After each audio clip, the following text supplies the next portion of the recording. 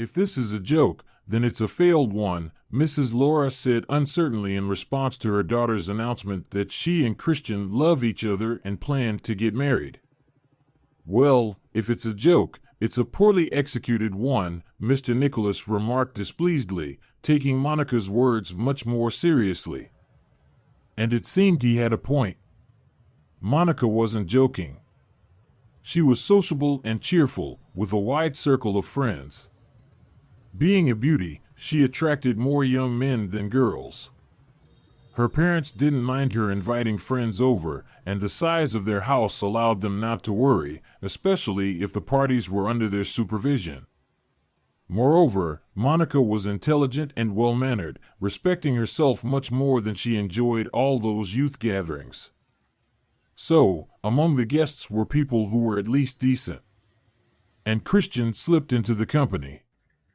Yes, he was a student at the same university as Monica. A decent guy, but not husband material. Too simple, an orphan, without kin. Everything was in the future, but what future without a hopeful start? Of course, if he planned to use his father-in-law and mother-in-law as a springboard, he wasn't that simple. But their consent had to be obtained first. And he decided to first win over a rich bride. So much so that she wouldn't even want to hear from her parents. Realizing that her daughter wasn't joking about loving Christian, Monica's mother was the first to try to dissuade her.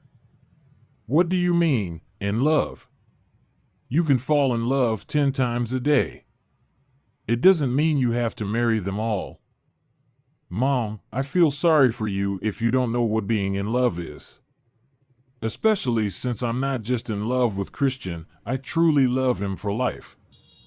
Oh, I know everything, including the fact that your so-called true love won't leave a stone unturned once married life begins.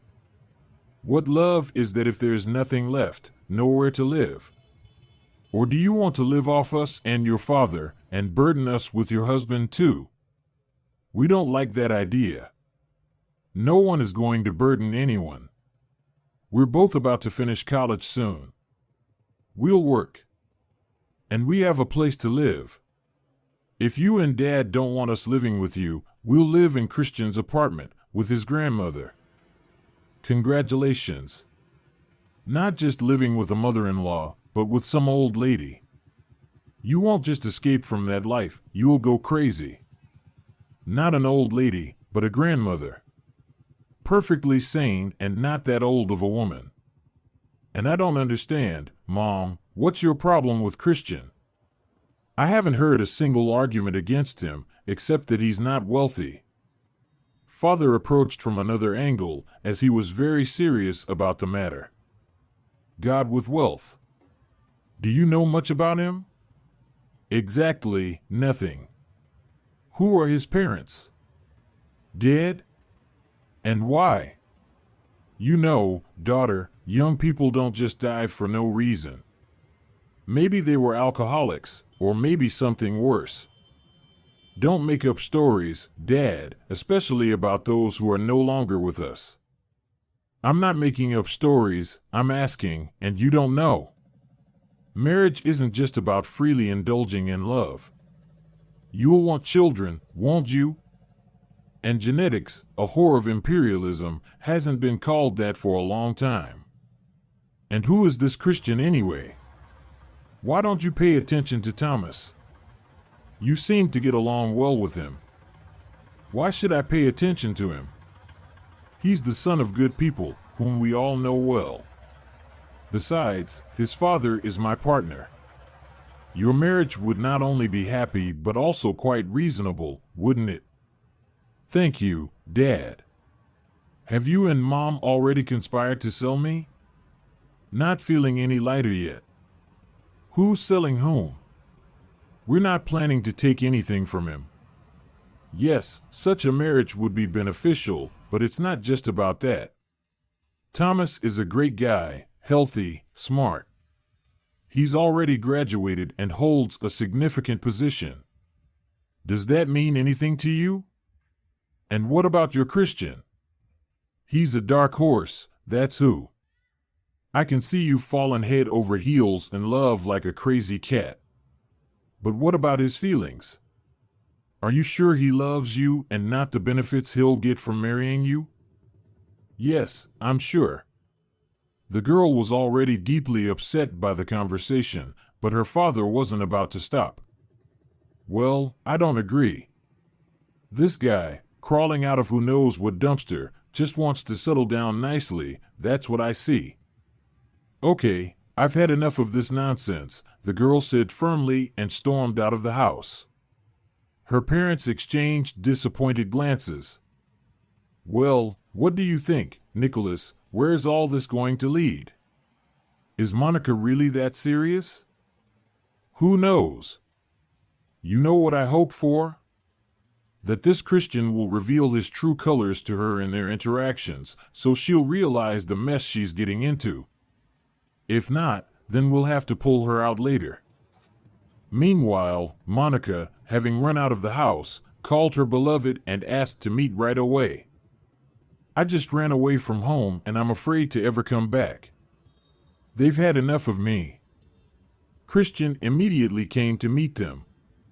This couple, who had recently realized they were made for each other, already had their own memories and rituals.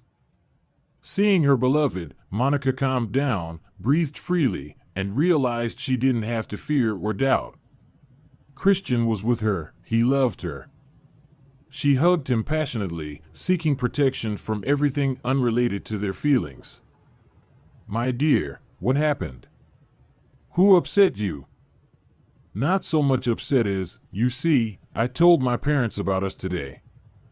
I knew it would start early, I have to finish college, and all that. But it turned out even worse. I see. They're unhappy with your choice. Yeah. And it's not just that. It turns out they had their own plans for me. They even had a groom picked out. A rich old man? Christian chuckled.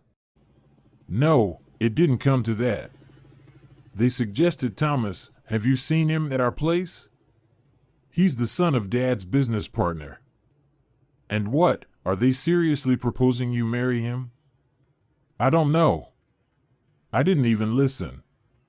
I just said I left because I'm going to marry you. But they won't stop. They'll keep nagging you. And constant dripping wears away the stone. Are you afraid of that? I'm not afraid of anything, Christian. You know that perfectly well. I'm just fed up with all this. I can't live at home anymore. All right, then let's go to my place. But I'll tell you straight away, in some ways your parents are right. I'm broke as a joke. I mean, we won't starve, but we don't have money for a wedding, and we'll have to live with my grandma. You sound just like them now. Money, wedding, apartment. As if that's the main thing. That's why I'm saying it's not the main thing, of course, but you have to agree, it matters. My grandma, she's a good woman, but she's old school. All these modern civil marriages are complete nonsense to her. She won't kick us out, of course, but she'll have her demands, and it's even more pointless to argue with her than with your parents. And we won't argue. We'll do as she says. Miss Emily, at least, isn't trying to set you up with some granddaughter of her friend, right? No, of course not. And she really likes you. She'll even be happy. So, let's go to my place. My home is now your home. Don't even think about running away. Don't count on it. With jokes and laughter, Monica headed to her new home. Christian and his grandmother had a nice 3-bedroom apartment in an old building. Mrs. Amelia got this apartment when she got married. It was here that Christian's mother was born, brought her husband, and gave birth to Christian. Then both parents died in a car accident, leaving a 3-year-old boy to his grandmother. However, Mrs. Amelia was still quite young at that time, not yet retired. She worked as a school principal, was an active and influential woman. Taking care of her grandson helped her cope with the grief after losing her only daughter. Her life's goal became to ensure her grandson's good upbringing. She managed to raise Christian into a good person, but it wasn't cheap, so there were no significant savings. And this saddened the elderly woman because a young man should get married, and a wedding requires a lot of money. Her only hope was that Christian would educate himself, earn money, and then get married. At least with Monica. Christian had already introduced his grandmother to his fiancée. He brought Monica to such a woman, whom no one would dare to call an old lady. He, to be honest, was slightly embarrassed and feared Mrs. Amelia's reaction because he knew his grandmother remained a strong, authoritarian woman, although she had long retired from her demanding and responsible job. And he respected his grandmother, was used to listening to her and trusting her opinion. "Good evening, Grandma. I'm not alone. With Monica." "Hello, Mrs. Amelia." "Hello. But why so late? How will you go home, Monica?" "Grandma, we wanted to talk about that. The thing is, we've decided to get married, and Monica will live with us for now. You're not against, I hope?" "She had a fight with her parents." "Oh. Isn't that too much information all at once? This requires a serious conversation. Come into the room, sit down. I'll make tea." When she entered the room, the young couple sat at the table, looking subdued. "Well, what's got you all quiet?" "I'm not going to scold anyone or drive anyone away. The only thing I don't like is that you, Monica, quarreled with your parents. The reason for the conflict was their unwillingness to marry you to Christian." "Well, not exactly. They wanted me to marry someone else," the girl replied. "Now, that's not good. If they were simply against their daughter's marriage, that's one thing, but if they want her to marry someone else..." "Grandma, that's practically medieval. What do you mean parents against, parents want? Especially in such an important matter. And what about the opinion of the child, who, by the way, is already 21 years old? It means a lot, but disagreements in such an important matter can greatly complicate the relationship between parents and children, and yet they will remain the closest people. How will Monica feel knowing she quarreled with her parents because she married you? And what will it be like for me to live without the person I love, let alone with someone I don't need at all?" Monica joined the conversation. "Forgive me, Mrs. Amelia, but I can't return home right now. If you don't want me to stay, I can spend the night in some hotel. You're going the right way, girl. The sweetest thing is to hide from your parents in some shelter. I don't mind you staying with us for now. But not with Christian, in a separate room. You can call me old-fashioned, but I believe that a man and a woman can live together only after getting married. Grandma, dear, but this is getting ridiculous. Don't you understand that I understand everything. And I don't want to know what was going on over there. But in my house, you'll live together only after the wedding. After all, it's still my house. My word still means something. Or have you decided to finally kick me off the ship of modernity? I believe that Mrs. Amelia is right, and we should live in separate rooms for now," Monica said decisively. "It will be more convenient for me too. I can't just start living with you as a wife, even though I'm not one. Let's consider it that I'm renting a room from you. You can consider it however you want, and explain it to acquaintances however you like. And I'll think that my grandson's fiancée lives in our apartment. Maybe it's wrong, but anything can happen in life." The next day, Monica went home to get her things. Only her mother was home, who was initially happy to see her daughter return. "So, got tired of running around? Realized that you're only needed by your parents? That nowhere will be as good as home? Mom, stop it. I'm here for my things. I'll live in a different house until the wedding. Sorry. What does that mean? Why? Where are you going to live? And who are you going to celebrate the wedding with? With Christian, I told you.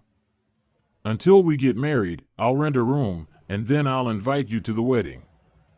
Do you think your father and I will give you money for rent, for the wedding, for this poor orphan from Kazan to dress and groom you?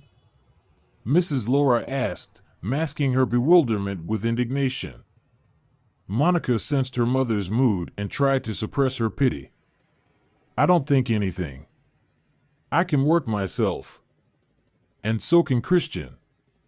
We're both finishing college. And I'm only taking the essentials with me. I don't need anything expensive. You can sell it. Here, check the suitcase and bag. What are you talking about? What things? I won't let you go anywhere. Are you going to chain me to the radiator? Don't make me laugh, Mom, and don't embarrass yourself. Give me the suitcase. I can't even leave without underwear.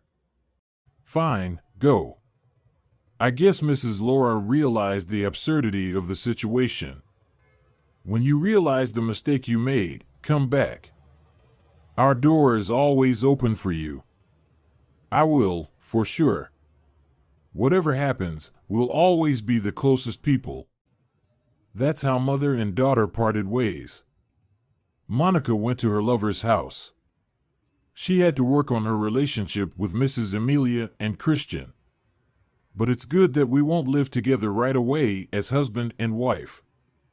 It really would be improper and disrespectful to Mrs. Amelia, Monica thought as she approached her new home. Living in Christian's and his grandmother's house was peaceful. Mrs. Amelia had no intention of interfering in the young couple's relationship, lecturing Monica, or trying to turn her into a good housewife. At first, the girl was seriously afraid of this. But no, everything was remarkably smooth. Monica prepared for her graduation, looked for a suitable job, learned to cook. In their free time, she and Christian walked around the city, made plans, and rejoiced that they would now always be together. But Christian himself was not so much rejoicing as he was worried about his new situation. They couldn't keep living as neighbors with Monica forever. But Christian couldn't propose marriage to her yet. He didn't have the money, not even for the wedding, let alone for rings. The young man felt ashamed in front of his beloved, in front of his grandmother, and even in front of Monica's parents, who, though they never visited and seemed uninterested in the young couple's lives. And Christian saw no way out. Sure, he could borrow money, but he was afraid to even think about how much was needed for the wedding, and when he could repay it. He would finish college, but that didn't mean he would immediately start earning enough. Some time would be spent on internships, for which no one would pay much. And he and Monica still needed to live. They couldn't always rely on his grandmother, who only had her pension. He worked odd jobs as much as he could, but he could only earn so little. A solution came from an older friend who, at some point, found himself in tight circumstances too. Christian, I don't know what favors you're waiting for, but you're wasting your time. Nowadays, you have to do everything yourself. I didn't know what to do a year ago either. I was left without housing, without anything. Didn't know where to turn. So, I got a job on a trading ship. I worked for a year. It was tough, I won't lie.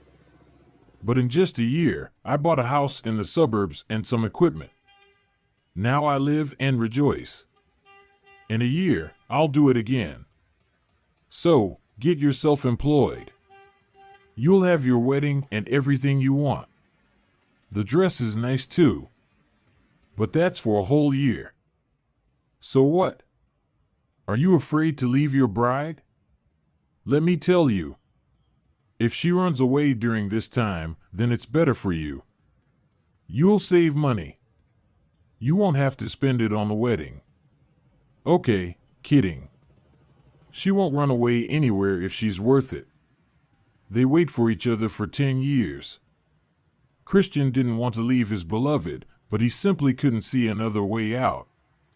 If things continued as they were now, they would still break up sooner or later. Monica could wait a year. It would even be easier than spending the same year living like this, in an unknown situation. And if he left, she would know that they would meet again soon, and a completely different life would begin. And so, Christian started to learn about what was needed to get on the ship, not yet mentioning the impending separation. Everything went smoothly. He got the job.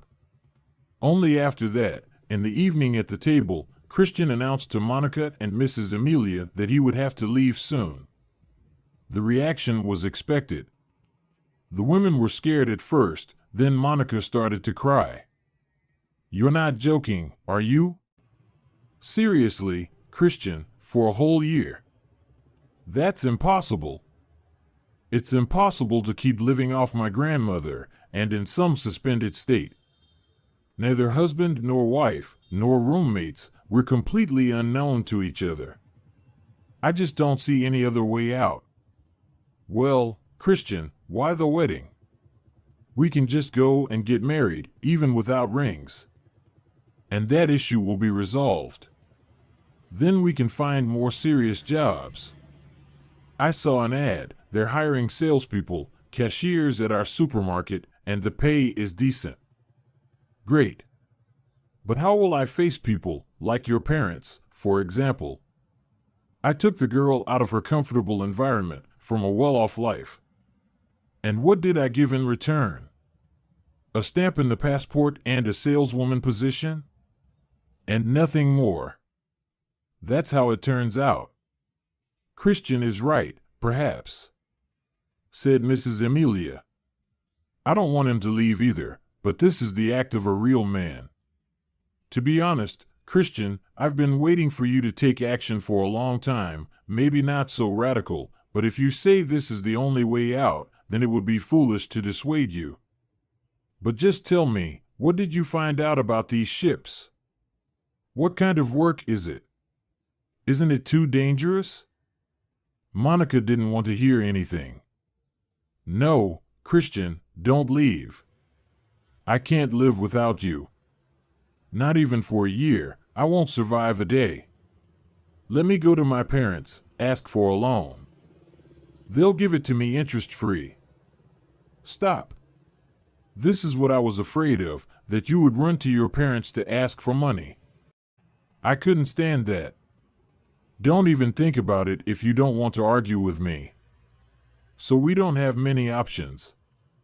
Either live in poverty and disgrace, or work like real men do. I won't go alone.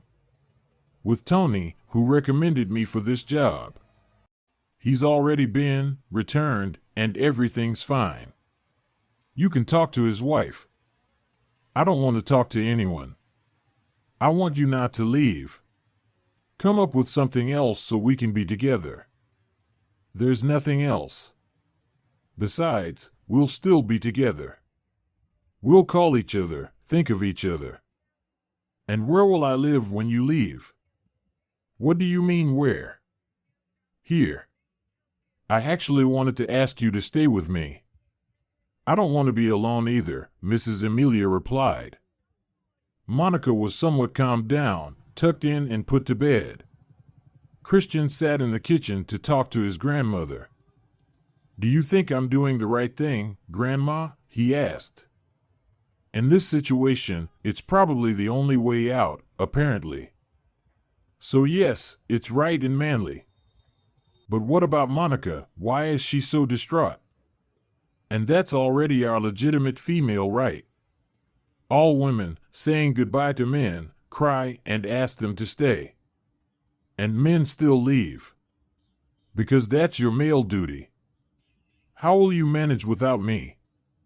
I don't know myself. We'll cope somehow. Won't chop wood, won't fetch water, won't slaughter a pig." Mrs. Amelia laughed. "But don't worry, we'll live just fine without you. I promise you that. But convincing Monica turned out to be more difficult. The morning began with tears again. "Monica, please, calm down. I regret telling you. I should have just left, and that's it. And could you have done that, so I wouldn't know anything? Do you think I enjoy watching you cry? I'm not going to war, I'm going to work. All husbands sometimes leave, go on business trips, women wait for them, and what about us, better or worse? Or do you think I'm leaving happily? Understand, I have to go. I'll come back to you, don't doubt it. And if you find someone else there? Who? Will I catch a mermaid? I wouldn't even talk about that. I never had such concerns about you for a moment." Of course, he was lying. A year is a long time. Monica might want to visit her parents, and they, taking advantage of the moment, might introduce her to Thomas or whoever. And then, attention, bouquets, chocolates, a stroll arm in arm. And she won't even notice how she's married off. Christian understood that such thoughts were offensive to his beloved, so he kept quiet. Despite the fragile girl's efforts, the preparations continued. Christian had to leave soon, and no one wanted to argue before parting. The last few days before departure went remarkably well. Monica finally pulled herself together and didn't sadden her beloved with tears. But when she returned home after seeing him off, she let herself go. Even Mrs. Amelia was startled by such intense sobbing. She gave the girl some valerian and pleaded with her to calm down a bit. "Maybe you should call your parents, Monica. Talk to your mom, your dad, invite them here. Finally introduce us. Not so they can take you away, just to distract yourself a little, spend some time with family. Maybe later. I'm not up to it right now. You two are the most important to me right now. Let's talk about Christian at least.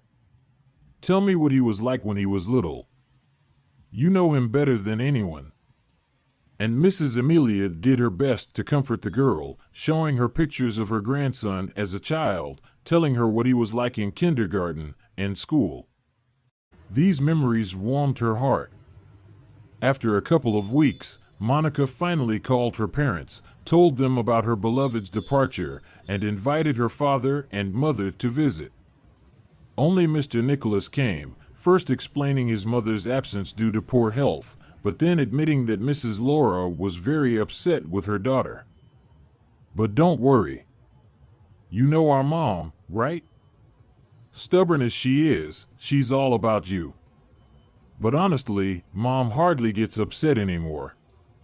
She used to scold me every evening for spoiling you. Oh, by the way, here, I got a card for you. There's a little money on it. Don't limit yourself. I'm afraid Grandma is helping you. She's a good woman, your Mrs. Amelia. Thank you very much, Dad. I won't refuse the money. I feel ashamed when Grandma buys me things with her pension. She tries to spoil me too. And give Mom my regards. Tell her I love her very much. When Christian comes back, we'll get married and become a real big family together." Meeting with her father initially lifted Monica's spirits, but it was still very hard for her. She often cried in the evenings, and even conversations with Mrs. Amelia no longer comforted her. Grandma began to notice that her grandson's fiancée was literally withering away in their separation. The promise to call at the first opportunity was made, but it turned out to be impossible to fulfill. Christian could only call once a week, at specific times on Fridays. Monica lived only for these short conversations, preparing for them as if for real face-to-face dates, styling her hair, putting on makeup, dressing beautifully, and trying to stay cheerful and lively to not sadden her fiancé with tears. She let them flow freely after hanging up. And all week until the next call, she walked around pale and lifeless. Monica had no appetite at all. She lost weight, grew pale, alarming Mrs. Amelia even more. At first, she just persuaded the girl to eat properly, take vitamins, and walk in the fresh air. But soon she realized that it could be more serious. "Monica, you need to see a doctor. I'll schedule an appointment with a very good specialist. My close friend works at our clinic. You'll go, get the necessary tests done. And if something happens, you'll go to the hospital." "Oh, come on. I'm perfectly fine. Nothing hurts." "Nothing hurts, but you don't have any color in your face. Have you looked in the mirror? You're melting away like sugar in boiling water. However you want to play it, you need to go. Otherwise, what will I tell your parents? And how will I look Christian in the eye when he returns? As soon as he comes back, I'll feel better. You'll see. For now, I want to know what's wrong with you. Don't force me, my grandson, to complain about your behavior. I'm not sending you to the executioner, but to the doctor, so please be kind and listen." Monica listened, went, and soon reported that she was expecting a baby. Almost 3 months along already. That means right before his departure. What do you think, Mrs. Amelia? Should we tell Christian about this or wait for his return? Wait for his return? By the time he comes back, the baby will already be here. Shouldn't we hide that? Be sure to tell him. When's Friday again? The day after tomorrow? For now, let's get yourself together. Now you'll not only be responsible for your health, but for his too. Monica indeed perked up, started paying attention to her feelings, and wondered how she hadn't realized what was going on before. And she awaited the next Friday with special eagerness and excitement, continuing to ask Mrs. Amelia every minute whether she should tell Christian the news. Do you think he'll be very happy? And what's the best way to tell him? Won't this add to his worries? Maybe he'll come back early to make it in time for the birth of the baby? I really want him to be there. And then Friday came. Monica, dressed up, sat tiredly, not letting go of the trembling phone in her hand. At the appointed time for the call, there was none. Christian didn't call after an hour or even 2. He didn't call at all that day or the next. Mrs. Amelia did her best to calm Monica. But he's not at work, dear, he's at sea. There's no way to contact him. But anything could happen. You'll see, he'll call for sure. Maybe next Friday. However, she herself worried about her grandson. Have the terrible tragedies in her life not ended? Will she have to endure this as well? It was scary to look at Monica. She paced around the apartment, restless. She expressed assumptions, each scarier than the last. I'll never see him again. Why did we let him go? It would have been better if he had left me, but he would have been alive. It's my fault. Why did I impose myself on him? If not for me, Christian wouldn't have gone anywhere. Eventually, the grandmother had to raise her voice. Stop talking nonsense already. Think about the child at least. Don't you understand that all your suffering and turmoil hurt him now? What's the point of this child if Christian's not here? Everything's clear. You've lost your mind. I'll call an ambulance right now if you don't stop. Monica tried to pull herself together, but the worry for her beloved tore at her heart. Suffering from the unknown, 2 women, young and old, tried to call somewhere, but they couldn't find out about Christian's fate or the fate of the ship he sailed on. And a week later, a woman knocked on the door, not through the phone. It was the wife of that very Tony, with whom Christian had gone. Are you Monica? She asked the girl. I'm sorry, I bring bad news, but I couldn't not come.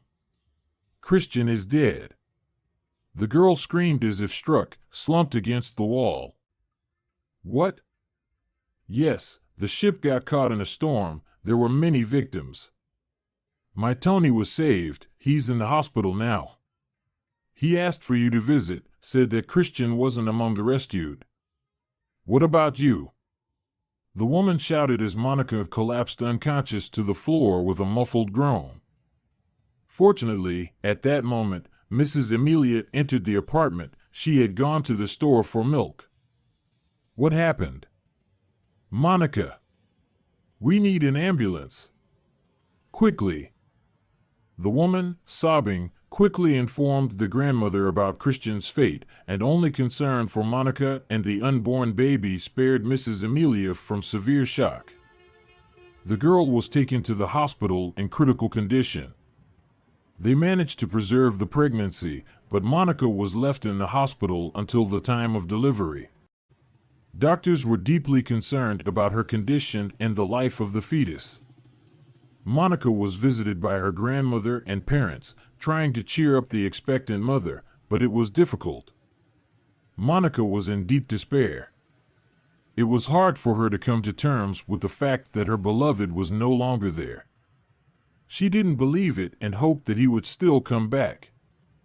No one saw him dead, so there's hope, and he'll definitely come back because he has to see his son, she stubbornly insisted.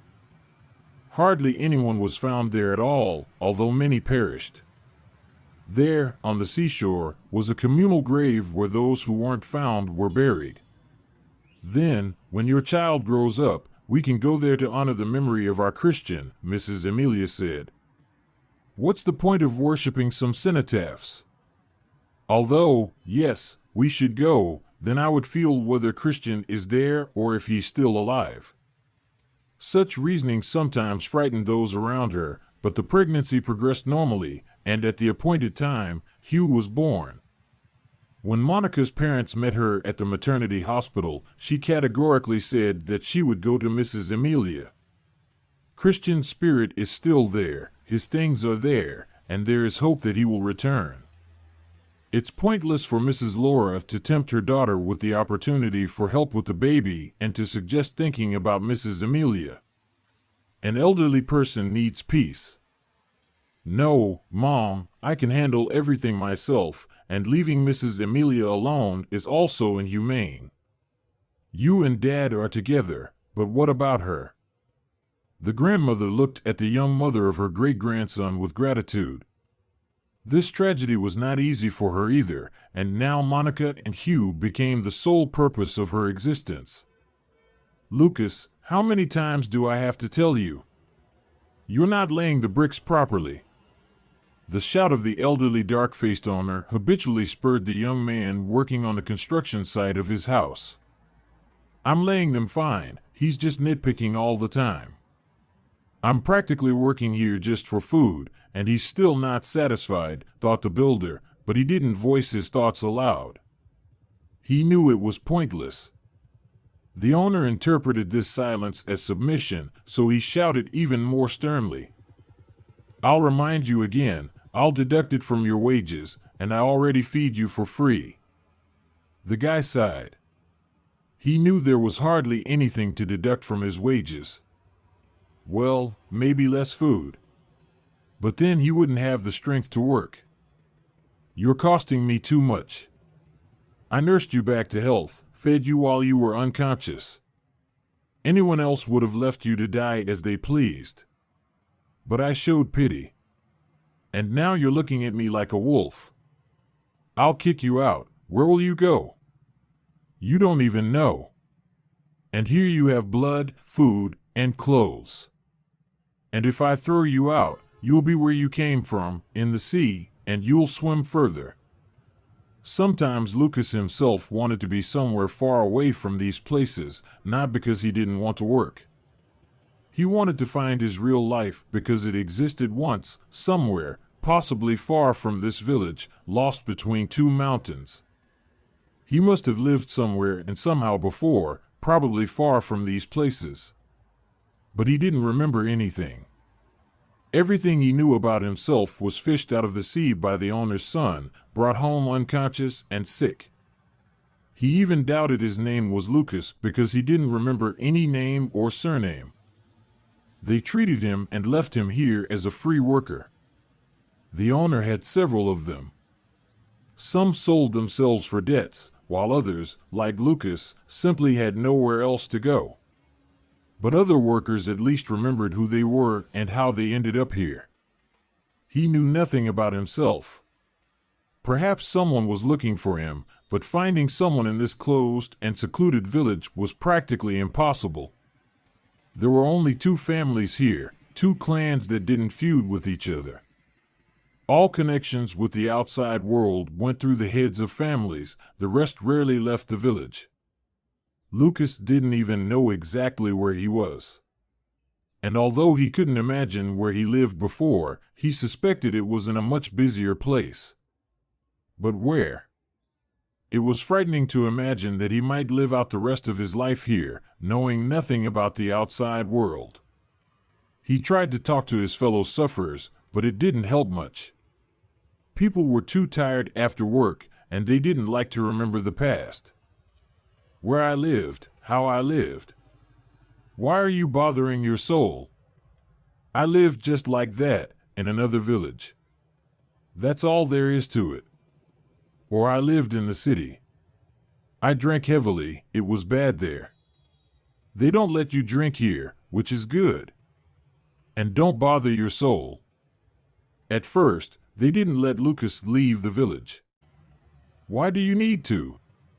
You'll get lost, and who will look for you? Just live and be alive. But after a year, he was finally allowed to leave the village. He tried not to go far, he was afraid of getting lost. He just wandered between the mountains, sometimes climbing a slope from where he could see the city far away. But how could he get there? And would there be any point in it? He doubted he lived in that city. Sometimes something completely different flashed in his memory, but he couldn't understand what exactly it was. On another day off, wandering around the area, Lucas stumbled upon a large cemetery. There were many graves, including very old ones. Most of them belonged to local residents. The inscriptions were in a foreign language. But there were also graves of people with inscriptions in their native language, with crosses, with monuments of various shapes and sizes. He wandered among these memorials, hoping that some name, surname, or date would remind him of something. After all, he knew how to read. So somewhere he must have studied, and he must have been called something. But when Lucas strained his memory, he felt worse. There was a whistling in his ears, a rumble. Completely unfamiliar faces flashed before his eyes.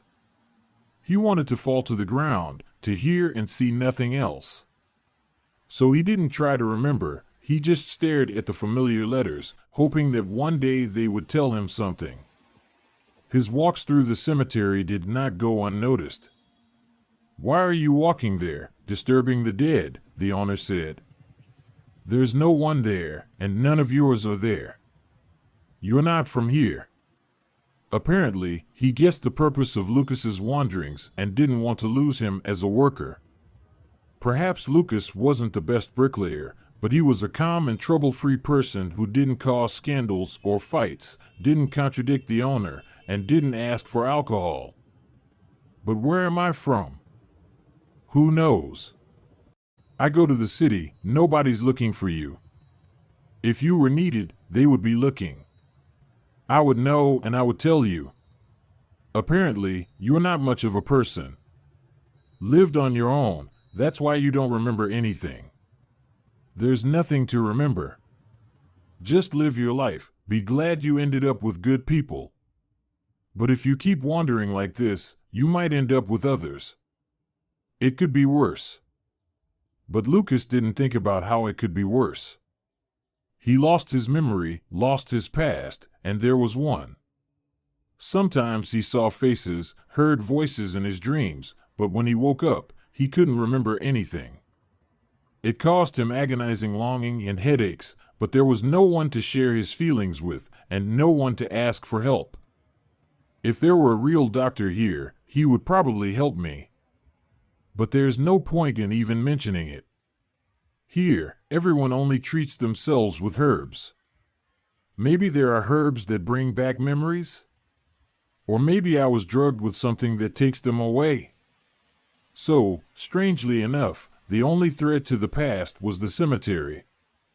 Meanwhile, Monica's life went on as usual. She lived with Mrs. Emily, and she quarreled with her own mother again. Mrs. Laura was too actively involved in her life, overwhelmed her with advice, demanded attention and gratitude in return. Monica didn't see any love for herself and her son in this. It seemed her mother just wanted to insist on her own, take her daughter home, and finally realize her plans for Monica's personal life. I don't understand. How much longer can you cry over the dead? Well, people die. What's the big deal? Do you think if something happened to you, your Christian would cry over you for long? He would have moved on long ago and married someone else. Shut up, Mom, I can't hear this anymore. If you want to seriously argue with me, I want you to start living. You're only 22 years old. And what have you turned yourself into? It's scary to look at you. Forget your great love already. Move on with your life. At least for your son. Hugh needs a living mother, not a walking corpse. And so it went on repeatedly until Monica finally erupted and screamed one day, "Get out of here. And don't come back. I don't want to see you. And take your gifts with you. I don't need them. And what do you want? What are you hoping for?" Mrs. Laura hissed quietly. "You hope Grandma will leave you her apartment? How so? Wait. You're nobody to her. You're Christian, he's a real gem. He didn't even marry you. And his paternity could be disputed. And she probably left the apartment to someone else long ago. Or maybe to the church, I don't know. You and Hugh are only needed to brighten her old age." "How can you say that, Mom? Mrs. Emily is a wonderful, decent person, unlike you." "Yes, she's wonderful. Just living next to her I would be afraid. Why is it that everyone dies around her, such a decent person? Because she sucks the life out of the young. She squeezed out her daughter with her son-in-law, then her grandson. But you don't even have to try with her. You've already killed yourself. But Hugh she won't get. It's you who's squeezing the life out of me. I get sick after your visits. And the child doesn't sleep or eat after you. So you can leave and consider that you don't have a daughter." Mrs. Laura stormed out of the house, ran past Mrs. Emily, walking with her grandson, without saying goodbye. Of course, Monica didn't tell her grandmother about their horrible conversation, just said that she didn't want to communicate with her mother anymore. "Grandma, I want to go to the place where they say Christian died. I don't believe he's dead. Maybe I'll find those who saw or heard something." "Where are you going now? Your child is still very young. You can't take him for miles. And it's hard for me to travel now. What kind of help can I be? That's why I wanted to go alone. Just to sit there. Maybe my heart will tell me something. Anything can happen. I don't believe in miracles, but I believe in justice. A person can't just disappear like that. It's too cruel to him and all of us. You've lost everyone already. Hugh will never see his father. Well, there you go. And you want to leave him? Hugh isn't even a year old yet. At this age, you can't take him away from the baby. And it's so far away. That's exactly why I want to go, so as not to leave my son an orphan.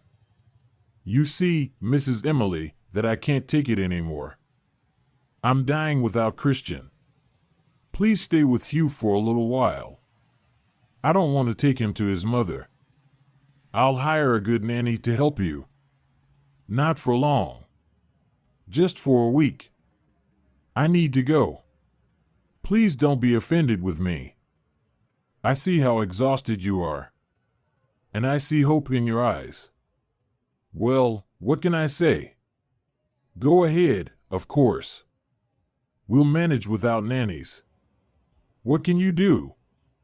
And so Monica stepped off the train in an unfamiliar seaside town near which the ship, where Christian served, crashed. This town was indicated as the place of the disaster. But Monica didn't know what to do next. First of all, she needed to find a place to stay, and that was probably the easiest task. Right away, as if on cue, nearby she heard the gentle voice of an old lady selling pastries. Would you like a hot pastry for the road, dear? We have them with cabbage, with apples. And the tea in the thermos is fresh, strong, with herbs, not like the one they serve on the train. Yes, please. And do you happen to know where I could rent a room for a few days around here? Why, of course, I can help with that. It's always please. I happen to have one. The tenant with the boy moved out yesterday. The room is clean, bright. It's not far from here. And I won't charge you much. Let's go, dear, we'll have some tea there. I'll pour you as much as you want for free. The old lady was delighted and led Monica to her place. Without bargaining, Monica paid for the accommodation and agreed to have tea with the landlady. Not so much because she was hungry, but for the sake of conversation. In this, the elderly woman also helped, bombarding Monica with questions about where she came from, how life was there, and what things cost. Monica had already given up hope of steering the conversation in the right direction, but eventually returned to the purpose of her visit. Do you remember the shipwreck nearby? Many people died. My husband too. That's why I came to see these places. Could anyone forget such a thing? I remember, of course. The city authorities erected a monument nearby. Surviving sailors and relatives came for the opening. You weren't there, then? I was pregnant, lying in the hospital. Gave birth to my son, and he never saw his father. I never said goodbye, and now I can't find peace. So I came to see the monument. Oh, you poor thing. And your son was born after his father's death? What fate, what fate? So, what now? It's not good to visit the cemetery in the evening. You rest, and I'll take you there tomorrow morning. It's in the old cemetery, not very far. It's a good monument, worth seeing. And when your son grows up, you can come with him. My husband, Christian, nobody saw him dead. So I've been thinking the whole way, maybe he's alive. What do you think, is that possible? All sorts of miracles happen. But, you know, dear, it's better not to hope in vain. Stand by the monument tomorrow, and maybe your heart will tell you something. Although there's little hope, where could he be alive? The sea was cold those days, go survive that. And why wasn't the body found? You know how many people drowned at sea according to my memory? You could build a whole city with them. And if he is alive, where has he been for a whole year? Why hasn't he come to his wife? That's what I'm saying, the old lady realized. Are you not hoping too much? But visiting the grave will definitely make you feel better, I'm sure. I'll go. That's why I came. You can't imagine a whole year without peace for me. I would have come earlier, but it's the child. He's only 8 months old, and it was hard to leave him now. All right, you'll calm your soul and come back. Oh, girl, why has life been so unkind to you? Early in the morning, the kind woman woke up Monica, fed her breakfast, and they went together to the monument. At the cemetery gate, the homeowner bid farewell to Monica. Here it is, the monument to those who perished. I don't know how many names are inscribed on it. Quite a lot. But there were only 5 coffins. The others were not found. Will you sit there alone? I won't disturb you. It's a personal matter. Will you find your way back? Of course. Thank you very much. Monica's legs felt heavy. She walked to the monument, where the names of the deceased were chiseled in columns. She approached closer, found Christian's surname, and felt nothing. Just letters on the stone. He's not there, underground. He's not there, next to her. Was it all in vain that I came? No, probably not in vain. Flowers are planted, a fresh wreath stands. People remember the deceased, and Christian too. And for me, this patch of land is the only place where I can cry for my beloved. Monica sank to the ground next to the monument, pressing her head against the stone. She didn't even realize when she started talking aloud to the dearest person. Christian, my beloved, my only one. How sad that we never became husband and wife. How sad that everything in my life feels so unreal. I'm not a widow sitting by a grave that doesn't hold you. Where are you, my dear? How much I need you. Both for me and for our son, whom you never got to know. His name is Hugh, he's 8 months old, and his real father will never hold him. And I'll never hug you, never kiss you. Tell me, how am I supposed to live without you? Please, come to me for just a moment. Tell me how to live without you, without love. Come, Christian, and take me with you. She didn't notice Lucas standing on the other side of the monument. It was the first time he had decided to approach this burial site. He hadn't known about it before, as it was on the other side of the cemetery, but a few days ago, he had seen a procession from afar, laying flowers at the monument. He asked an old man what was happening, and he explained. You're not from around here, are you? A year ago, there was some shipwreck nearby. Or something like that. Well, they buried the sailors there, now they'll come every year to commemorate. Learning about this, Lucas decided to come to the monument the next weekend and read all the names and names with the same hope to find something familiar, to awaken his memory. But most likely, it won't work out this time either. A woman, obviously young, headed towards the obelisk. She probably won't stay here for long. I'll wait. She's so young and unhappy.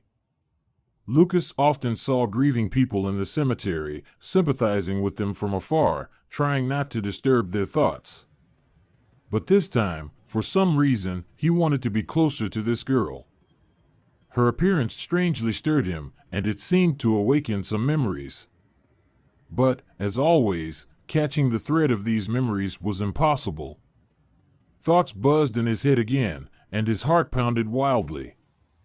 Unable to leave, but also afraid to appear in front of her, he approached as close as possible and sat down behind a bush, convincing himself. I'm just waiting for her to leave, nothing more. I just need to read the inscription on the stone. And then he heard the girl sitting by the monument begin her mournful monologue. The voice, that voice, speaking such bitter words, stirred memories that were so difficult to break through.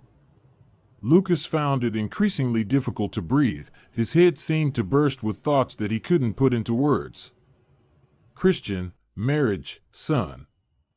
What does all this mean? Who am I, and who is this woman? Am I dying or, on the contrary, being reborn? Panic thoughts swirled in his head. Suddenly they formed into a clear picture, and the young man, not yet realizing what was happening, stood up and shouted, Monica, will you marry me? The woman turned around and, unable to get up from the ground, reached out to the one she was grieving for. "Christian, you've come. You're alive. You're alive, aren't you?"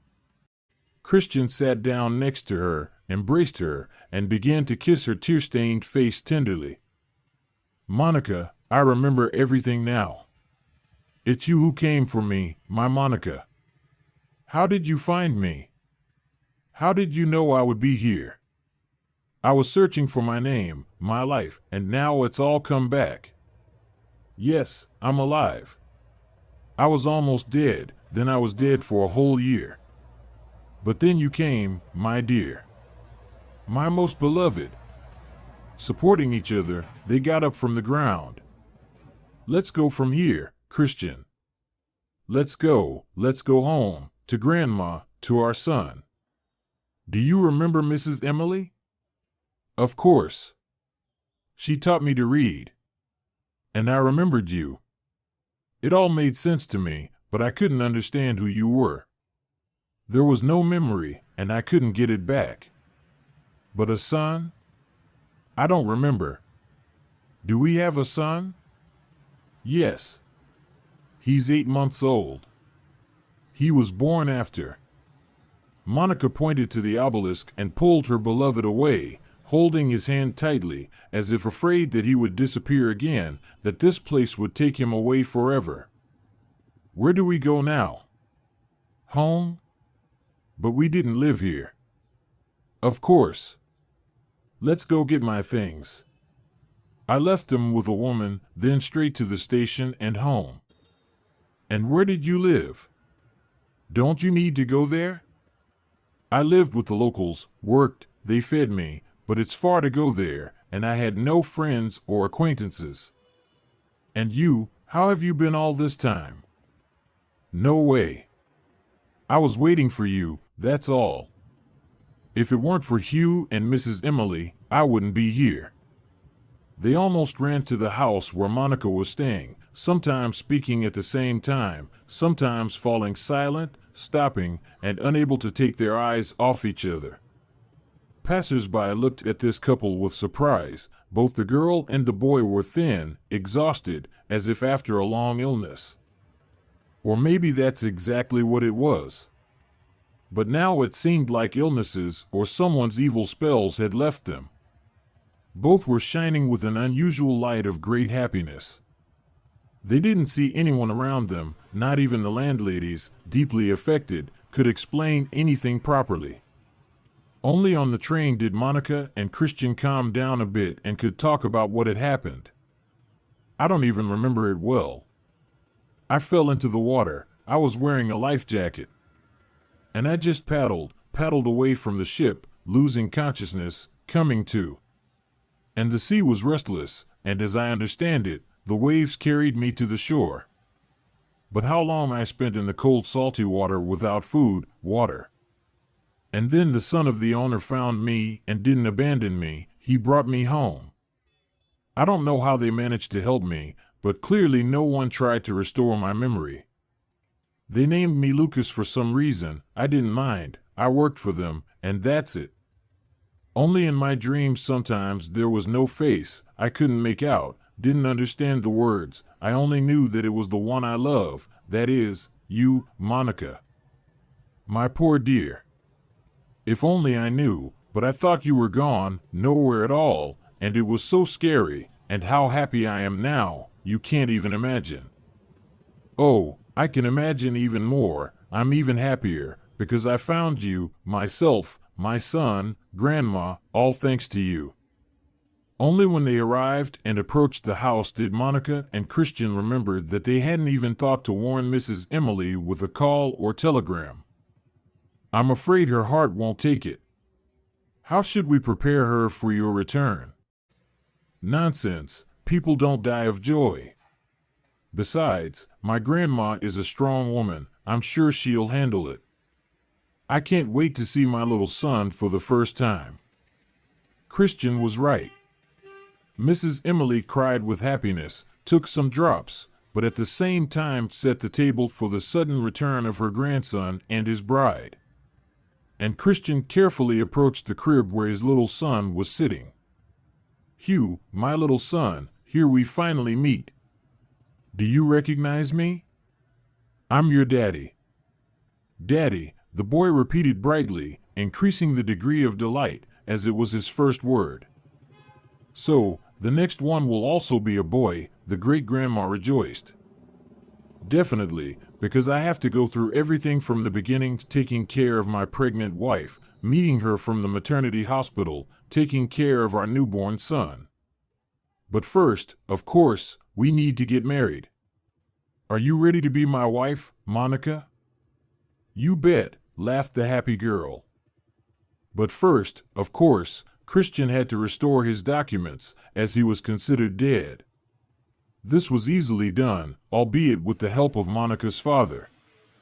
Mr. Nicholas and Mrs. Laura were as amazed by what had happened as everyone else, and after the miracle had taken place, they no longer objected to their daughter's marriage to her chosen one. 3 months later, Monica and Christian got married, celebrating a beautiful wedding. They were sure that after what they had been through, they had nothing to fear, and now only happiness awaited them. They knew what it meant to be happy,